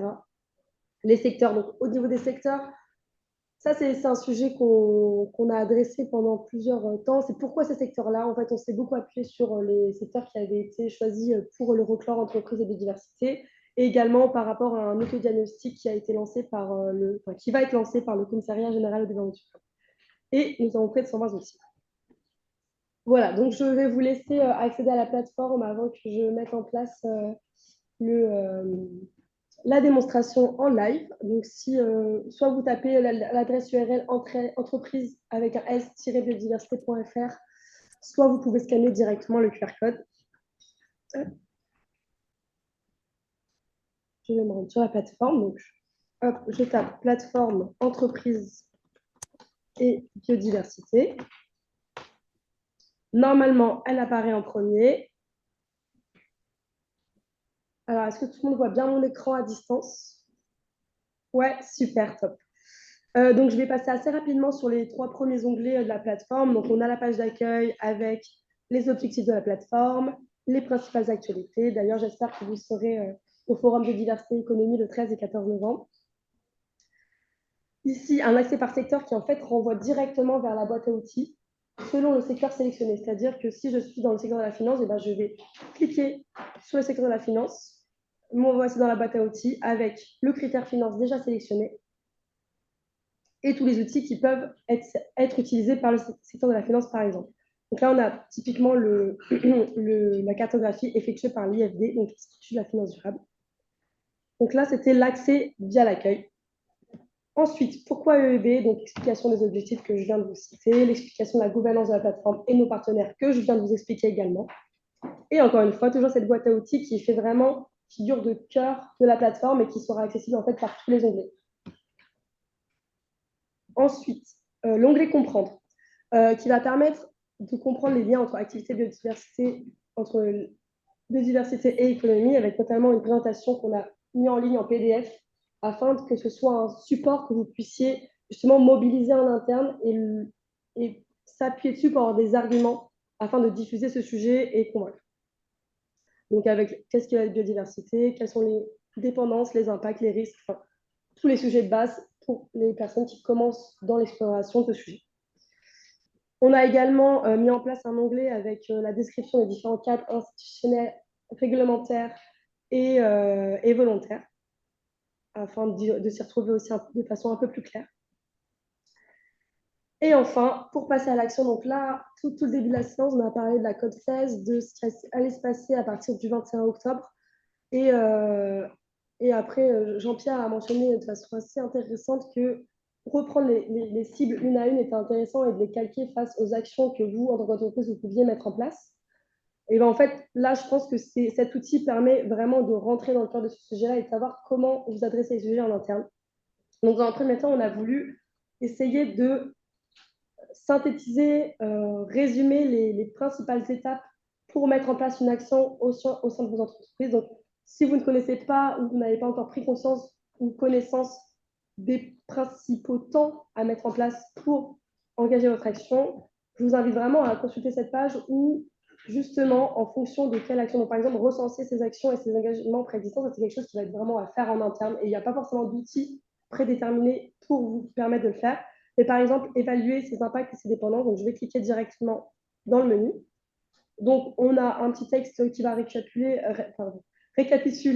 comment le faire. Donc, on renvoie vers comprendre, repartir des bases, trouver les outils, exactement. Donc, on clique dessus, on revient sur la boîte à outils avec un diagnostic des impacts et dépendances déjà sélectionnés.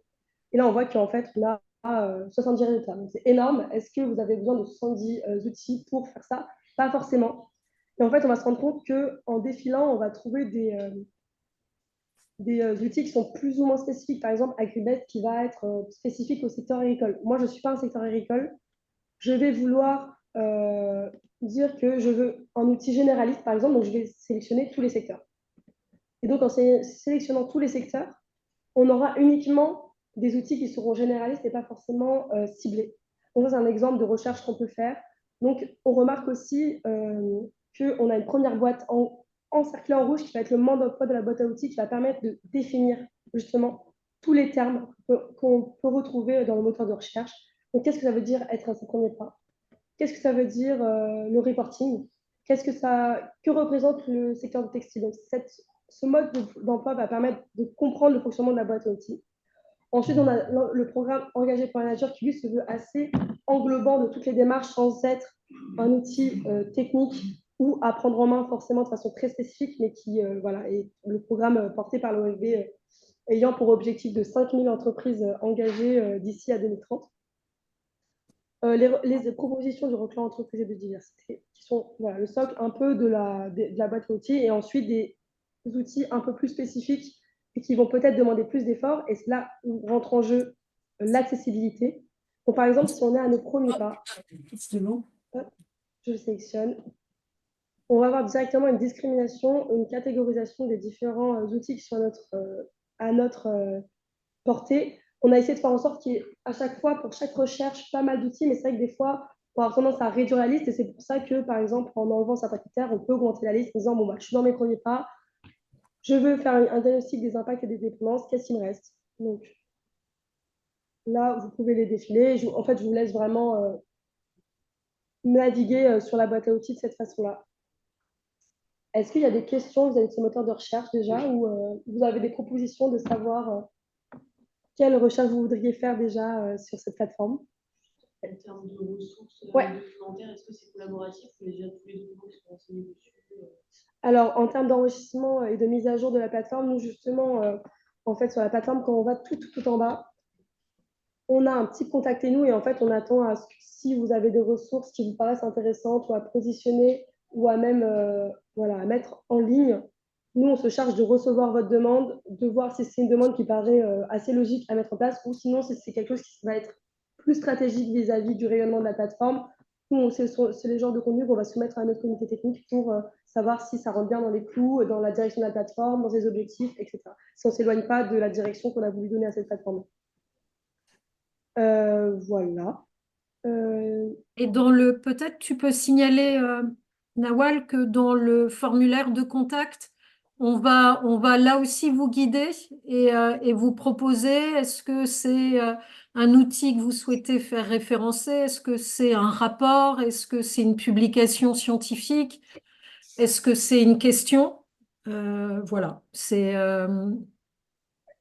on a commencé à recevoir quelques suggestions, et surtout on reçoit, voilà, je vous le dis parce que ça fait plaisir et j'ai envie de vous le partager, on reçoit beaucoup de satisfaits, beaucoup de messages positifs qui nous disent que cette plateforme va vraiment permettre aux entreprises de sensibiliser en interne sur le sujet, de mieux repérer les outils adaptés, de se guider, de s'orienter.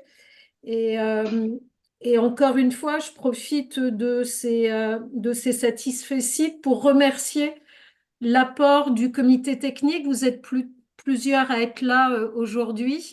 Et tout le monde a contribué. Vraiment, ça a été un moment très fécond. Et aussi, encore une fois, je tiens à remercier très sincèrement Nawal, qui a été vraiment la maîtresse d'œuvre de cette plateforme, comme vous pouvez vous en rendre compte. Merci Sylvie. Alors, je n'ai pas forcément montré toute la partie agir parce que, bah, comme vous le voyez, il y a 4 onglets différents. Donc, le passer à l'action, c'était les différentes étapes que je vous ai montrées plus avant. Dans la partie s'engager, c'est vraiment comment faire en sorte de pouvoir engager en interne. Et en fait, on renvoie aussi vers se faire accompagner, qui est un autre onglet. Donc, en fait, c'est vraiment un onglet qui va se vouloir répondant et comme le parcours n'est pas forcément linéaire. C'est-à-dire que on va avoir des liens qui vont nous renvoyer vers un onglet de la plateforme, puis un autre. Et en fait, c'est comme un cheminement où on apprécie de se perdre et de prendre ce qui nous va et ce qui nous convient. Et il y a également donc une partie sur se faire accompagner avec les différents principaux acteurs qui peuvent être les partenaires des entreprises, donc les acteurs institutionnels, les associations et ONG, les réseaux d'entreprises, les cabinets de conseil, les entreprises gynécologiques, etc. Donc moi, je vous invite vraiment à parcourir, à voir ce qui peut vous intéresser vous. Et en fait, si vous n'êtes pas à vos premiers pas et vous êtes déjà dans ce sujet, vous êtes ancré au sein de votre structure, en fait, cette plateforme, elle peut aussi se faire être l'avocat du sujet de la biodiversité au sein de votre entreprise sans que vous ayez à déployer, vous, votre énergie, à convaincre, à aller au COMEX et dire oui, c'est important. Mais en fait, il suffit juste de lire et de comprendre enfin, de consulter les différents contenus pour que ça puisse déjà faire son chemin auprès de vos collaborateurs. Voilà, c'est vraiment ce dont j'avais envie de parler aujourd'hui. Est-ce que vous allez faire évoluer les secteurs? Alors ça, c'est une très très bonne question et on nous la pose. Pour l'instant, donc là, nous, ce projet, on l'a dans le cadre d'une subvention de l'OFD. Et en vrai, c'est un sujet qu'on étudie pour une version 2, en effet. Ouais. J'ai pas entendu la question. C'était est-ce qu'on compte rajouter des secteurs dans la boîte à outils et dans les accès qu'on aura des différents outils? C'est Virginie qui posait cette question? Non, c'est... Répétez-moi votre nom. Marine Marine Lecam. Et vous aviez une proposition particulière de secteur? Oui, le transport. Le transport, c'est lui. D'accord. C'est intéressant, mais en fait, la sélection des secteurs, elle a été faite en s'appuyant sur le folklore, mais en fait, on se rend compte que c'est assez compliqué d'être spécifique à chaque secteur, sachant que cet accès par secteur, il renvoie à la boîte à outils. En fait, aujourd'hui, c'est compliqué de se dire que pour chaque secteur, il y a des outils liés à la biodiversité. Par exemple, là, le CGDD a sorti un autodiagnostic gratuit pour les entreprises du tourisme. Donc, ce que ce soit les restaurateurs, les voyagistes, les transports, c'est une entrée, mais en fait, c'est aussi compliqué de trouver des outils spécifiques à chaque secteur parce qu'en fait, souvent, l'entrée généraliste est aussi la bonne où en fait, on revient à la base, aux étapes de passer à l'action, identifier les actions déjà mises en place, l'impact des dépenses, qui sont des choses assez globales, mais qui vont être spécifiques dans l'opérationnel. Florent, vous avez vocation à prendre des articles scientifiques là-dedans, parce que c'est quand même des choses qui évoluent beaucoup. Par exemple, dans le transport, j'étais ce matin un papier sur la réduction de bruit par les hélices, et on se rend compte que les bruits des moteurs sont vraiment ceux que les mêmes gouvernements pour les cétacés qui doublent tous les 10 ans. Voilà un sujet, je pense, intéressant pour le transport maritime. Et est-ce qu'il y a une veille de nature un peu scientifique? Ça ne serait pas facile parce qu'il y a beaucoup de choses. Est-ce que c'est... Merci Florent pour ta question. Alors, est-ce qu'il y aura des ressources scientifiques sur la plateforme? Évidemment, il y en a déjà. Donc, normalement, dans l'onglet Approfondir, on a les ressources scientifiques. Donc, en fait, ces ressources sont regroupées en bibliographie selon certaines thématiques.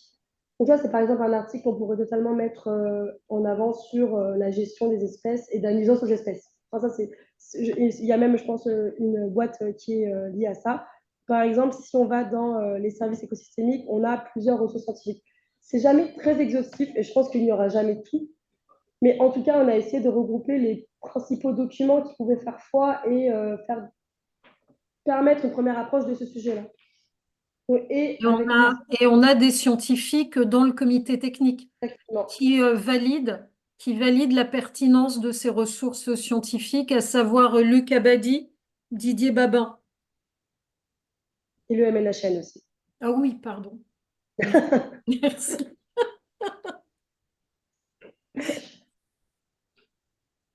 moi, je n'ai pas très bien compris comment est-ce que vous faites la mise en relation.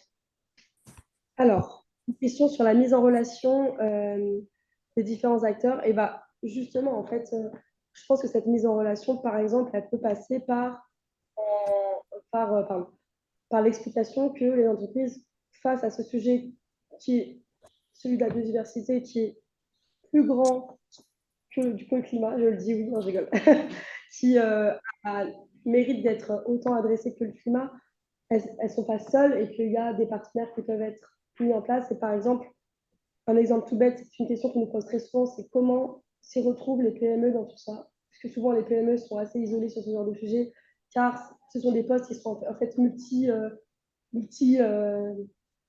polyvalents, plutôt polyvalents, qui ne vont pas être spécifiques à la biodiversité ou même à l'environnement.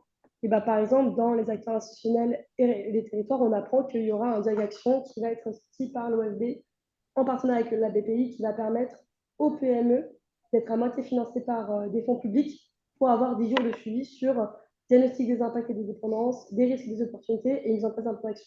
Donc, c'est de voir les opportunités pour l'entreprise, de créer des partenariats, forger des partenariats afin de ne pas naviguer toute seule dans ce périple que peut représenter la biodiversité à certains endroits. Et c'est justement une étape qu'on décrit dans Passer à l'action, c'est coopérer et rediriger ce modèle d'activité. C'est qu'en fait, on ne fait pas ça tout seul, on le fait dans un écosystème. Et donc, très concrètement, ça se passe dans l'onglet se faire accompagner, oui.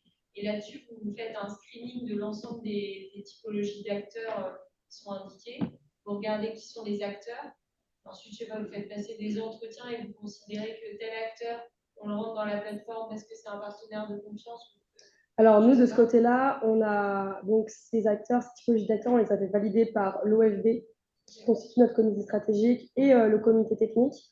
On ne s'est pas voulu spécifique dans le sens où, par rapport aussi au droit à la concurrence, on ne peut pas se permettre de citer des acteurs de façon très précise, mais typiquement vis-à-vis de ce diagnostic action qui va sortir, je crois, pour le FBE ou début 2025, cette initiative aura un annuaire d'experts à qui on pourra s'adresser pour rentrer dans ce dispositif-là. Donc nous, on fait office de vitrine, on ne fait pas office de concrètement, on va aller voir les acteurs, on va les mettre en relation. On va mettre en avant les initiatives et les acteurs qui nous paraissent intéressants sans forcément rentrer dans la mise en relation directe. D'ailleurs, il me semble que du côté de l'OFB, chez entreprises engagées dans la nature, il y a une partie partenaire. Ouais. J'ai pas entendu. Partenaire pour entreprises engagées pour la nature? Oui, bah dans le site de EN, c'est ça, il y a un onglet partenaire qui a un peu aussi ce rôle-là de mettre en relation l'entreprise avec des partenaires de confiance. Et je pense que c'est ce qu'on a aussi essayé de faire dans l'onglet Se faire accompagner. Okay. Et aussi, peut-être, ce qui est intéressant, si votre intention, c'est de trouver des initiatives inspirantes, on a aussi un onglet qui s'appelle S'inspirer.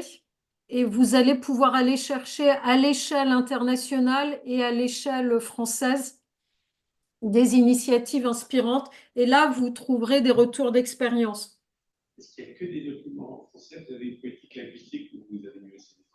Non, alors Florent demande si on a uniquement des documents en français, mais non, on a des documents aussi en anglais. Par exemple, il y a les guides de Business for Nature qui ne sont pas forcément tous traduits en anglais, donc on a quand même tenu à tous les mettre pour des références des références scientifiques et des références techniques. Aussi, l'IPBES, on a tenu à mettre des choses en anglais également. C'est précisé que c'est en anglais, mais bon, en disant ça se voit par le titre des publications.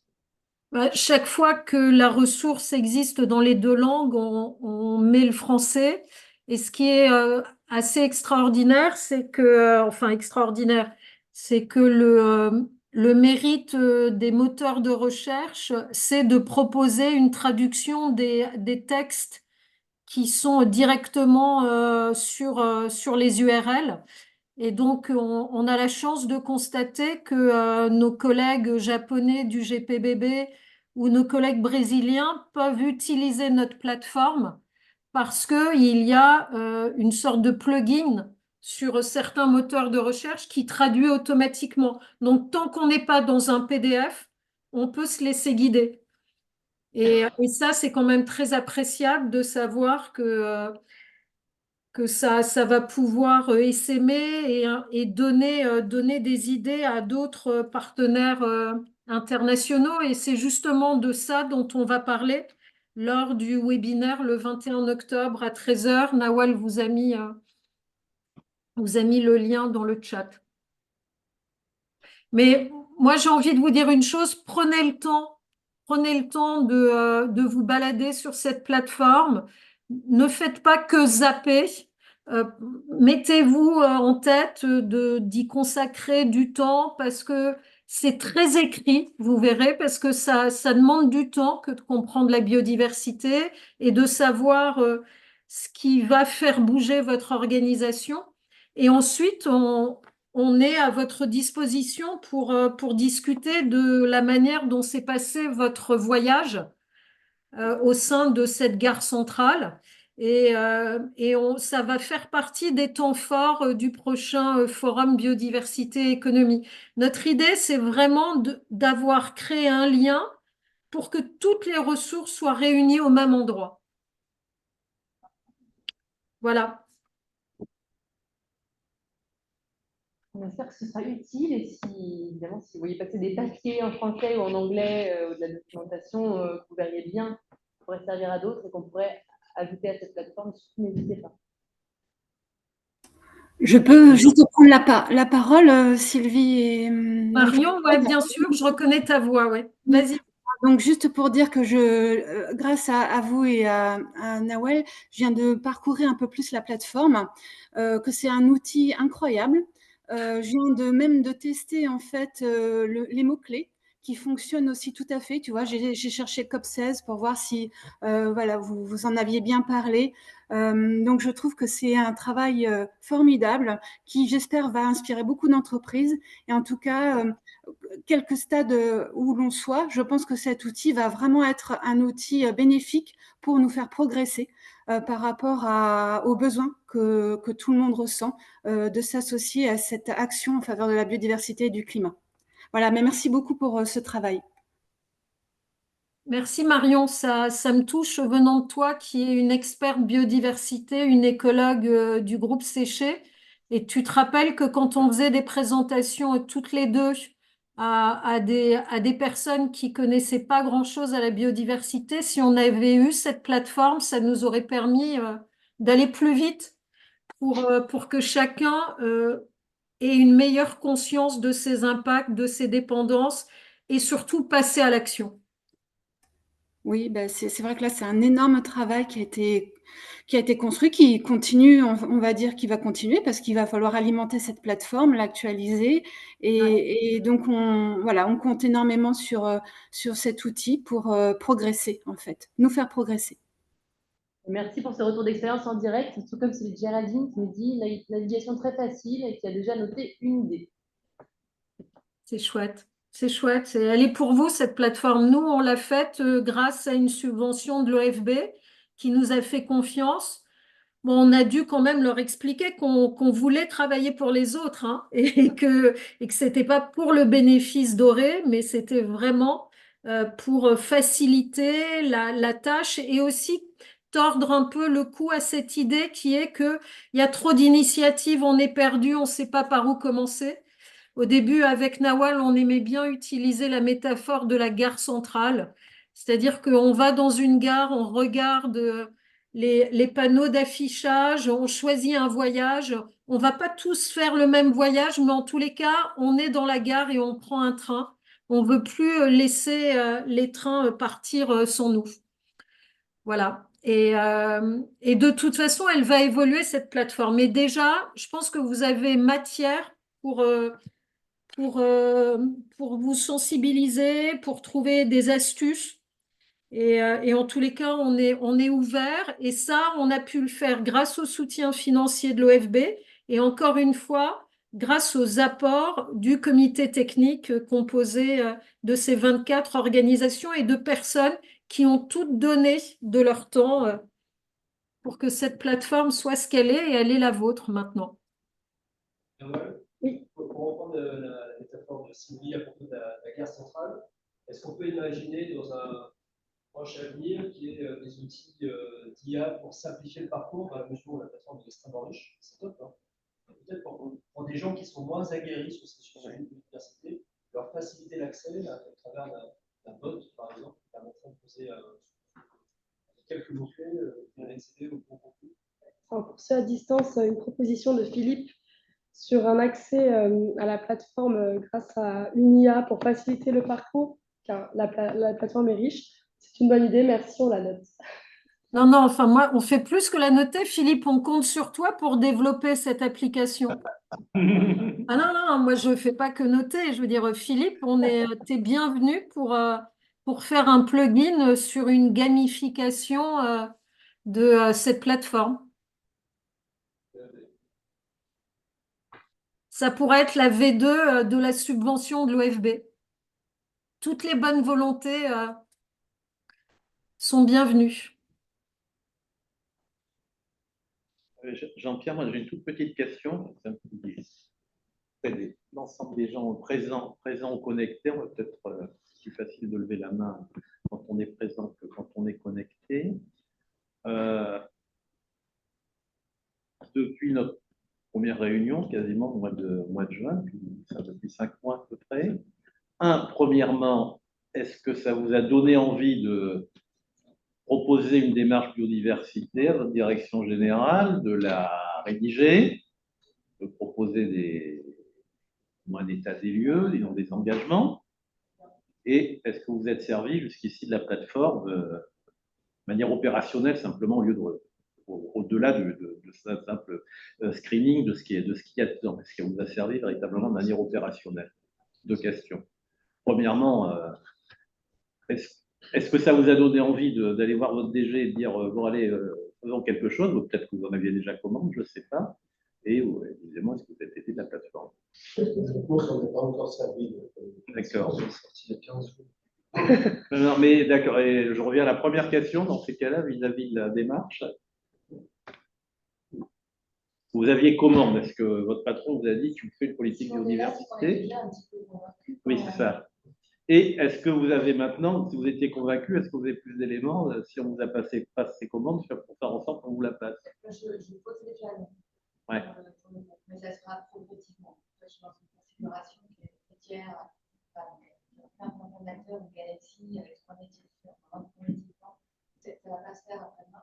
Mais possiblement, si la CSRD va complètement détriturée, on réfléchira à intégrer 4 pour le prochain rapport. On fera, mais on va l'étudier. En tout cas, ça me fait des jalons pour des piqûres de rappel pour ne pas faire le cap. D'accord, les petits cailloux. La CSRD d'abord, la COP16 avec qu'on vient de se dire ensuite, et ainsi de suite. C'est en parallèle. Ah, ouais, la culturation, on peut la commencer. Moi, je pense à la culturation, la journée mondiale du climat de décembre, je me dis qu'on a quelque chose sur la biodiversité, c'est tout ça. Voilà, on commence la culturation et la sensibilisation. D'accord. Progressif. Petite page de pub d'ailleurs, le MOOC du C3D qui est ouvert à tous, hein, vous le connaissez, il peut aider aussi, il est parfois utilisé pour les directions générales. Il s'agit de faire parler des. Pardon, le MOOC du C3D, voilà. Qui est d'ailleurs référencé sur la plateforme. Il est référencé sur la plateforme et il existe indépendamment. Il est sur Internet, et non, c'est pas mal parce qu'il y a un MOOC, grosso modo, c'est-à-dire qu'on peut faire ça en 5 minutes, on peut faire ça en 5 jours. Et puis, il y a pas mal aussi de. 5 modules, c'est gratuit, accessible à tous. Et on parle de biodiversité, et puis il y a aussi pas mal d'interviews, ça c'est quand même un truc assez super, et de prises de parole de gens assez inspirants, voire assez connus. Sensibiliser les DG, c'est toujours utile. Est-ce qu'il y a des rebondissements ou des réactions à distance, éventuellement? Vous pouvez prendre la parole directement. Je peux prendre la parole pour AXA. Donc, moi, je suis nouvelle venue. Je n'étais pas au lancement de ce JT. On est, pour répondre à la question, nous, on est en train d'ancrer la biodiversité comme la composante complémentaire de l'environnement. dans notre stratégie. Pour autant, ce n'est pas une demande de la direction générale, hein. Donc, on est vraiment plutôt dans un autre mouvement, mais on a le soutien et le fait aussi on vient de se lancer dans l'adhésion au programme de l'OFB, Entreprises engagées pour la nature. Et donc, effectivement, cette plateforme que je trouve là, que je découvre, donc que j'ai vu que très superficiellement, me semble hyper intéressante pour justement creuser, aller plus loin et identifier des acteurs et des sujets clés en complément de ce qu'on va faire avec l'OFB. Oui, je pense que ça peut vous permettre effectivement de construire plus vite le dépôt de vos plans d'action et d'être bien dans la matérialité, dans l'importance de vos impacts et de vos dépendances. Et en tous les cas, chez AXA, vous avez des gens très bons déjà sur la biodiversité. Vous avez tous les apports des économistes, des scientifiques. Aurélie Fallon-Saint-Lô est une grande experte biodiversité. Je suppose que vous allez la mettre à contribution. Benoît Gallo. Voilà. Vous avez plein de gens très bons chez AXA et vous avez aussi publié des rapports très intéressants avec le WWF qui sont référencés. Mais merci merci de ces retours. Non, mais merci aussi de nous dire que vous débutez. Je crois qu'il faut oser dire qu'on débute ou qu'on redémarre ou qu'on a pris une mauvaise piste et puis qu'on recommence. Voilà, on est tous des éternels débutants. Tant que la biodiversité n'ira pas mieux, il faut se considérer avec beaucoup d'humilité dans nos actions. Ouais.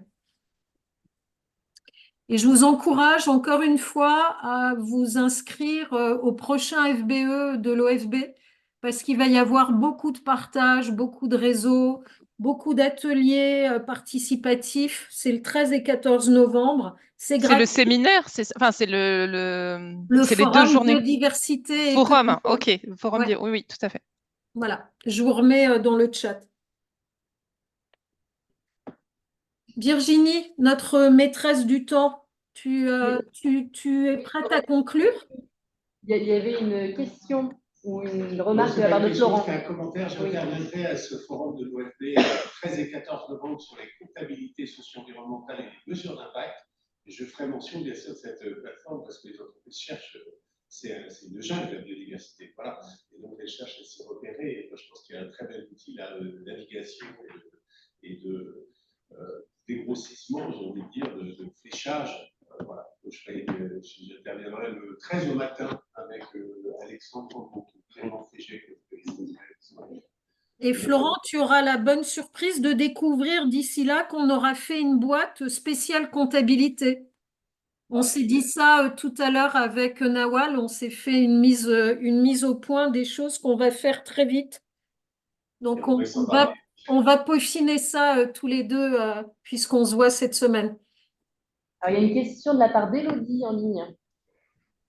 Oui, c'était plutôt un témoignage par rapport à la plateforme. Moi, je travaille pour la société Arpas Trans, donc on accompagne les entreprises sur leur démarche biodiversité.